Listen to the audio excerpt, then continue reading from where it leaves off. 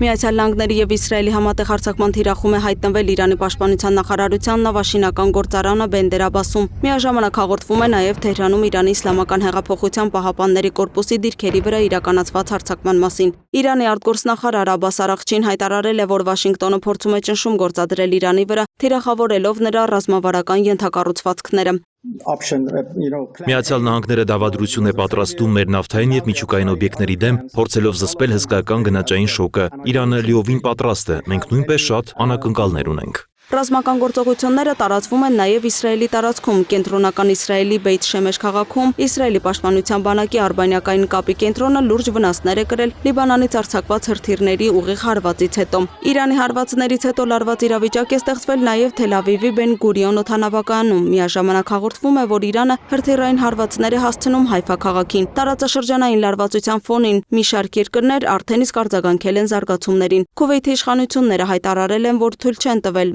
Միացյալ Նահանգներին օգտագործել իրենց տարածքն Իրանի դեմ ռազմական գործողությունների համար։ Թուրքիայի նախագահ Ռեջեփ Թայիպ Էրդողանն էլ հայտարարել է, որ Իրանի գործողությունները տարածաշրջանում անընդունելի են։ Իրանի հարձակումները Ադրբեջանի եւ Պարսից ծոցի երկրների վրա անընդունելի են։ Մենք հստակ հայտարարել ենք այդ մասին, Թուրքիայի ուղղությամբ արձակված բալիստիկ հրթիռներն էլ չեզոքացվել են եւ Իրանը ստացել է համապատասխան նախազգուշացումներ։ Անկարան նույնիսկ Իրանի դեսպանին է կանչել Թուրքիայի արտգործնախարարություն հրթիռային միջադեպի վերաբերյալ բացատրություն պահանջելու համար։ Թուրքիայի պաշտպանության նախարարության տվյալներով Իրանի տարածքից արձակված հրթիռը ոչնչացվել է ՆԱՏՕ-ի հակաօդային պաշտպանության համակարգերի կողմից Արևելյան Միջերկրական ծովում, իսկ բեկորներն ընկել են Գազիանթեփ նահանգում։ Ֆրանսիայի նախագահ Էմանուել Մակրոնը հայտարարել է, որ Ֆրանսիան Շարլ դե Գոլ ավիակրի գլխավորությամբ հարվածային խումբ է տեղակայել Արևելյան Միջերկրական ծովում։ Մակրոնը նաև հայտարարել է, որ Ֆրանսիան սկսում է պաշտպանական գործողություն Մերձավոր Արևելքում նպատակ ունենալով ապահովել նավթի եւ գազի մատակարարումների անվտանգությունը։ Եվրոպական հանձնաժողովի նախագահ Ուրսուլա ֆոն դեր Լայենն էլ կոշտ գնահատական է տվել Իրանի իշխանություններին,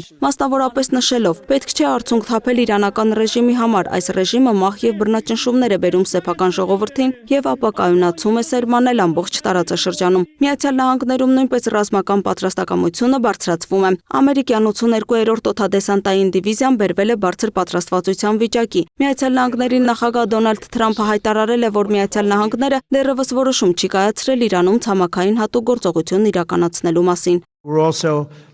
Մենք նույնիսկ մոտ չենք եղել Իրանում ցամաքային զորքեր ուղարկելու որոշմանը միջուկային նյութերի անվտանգություն ապահովելու համար։ Թրամփն իր օգնականներին ասել է կաջակցի Իրանի նոր հոգևոր առաջնորդ Մոջթաբա Խամենեիի վերացմանը, եթե նա հրաժարվի կատարել Միացյալ Նահանգների պահանջները, ներառյալ միջուկային ծրագրի դադարեցումը։ Իրանի գերագույն առաջնորդի գրասենյակի արտաքին քաղաքականության խորհրդականը նշել է, որ ներկայում դիվանագիտական լուծման հնարավորություն գրեթե չի տեսնում։ Իրանի Իսլամական հեղափոխության պահապանների կորպուսն էլ հայտարարել է, որ այն երկրները, որոնք արտաքսեն Միացյալ Նահանգների եւ Իսրայելի դեսպաններին Հորմուզի նեղուցով անարգել անցում կստանան։ Այս ֆոնին միջազգային փորձագետները զգուշացնում են, որ հակամարտությունը կարող է ընդլայնվել եւ ներգրավել ոչ միայն Մերձավոր Արևելքի, այլև Հարավային Կովկասի, Եվրոպայի եւ Ասիայի մի շարք երկրներ։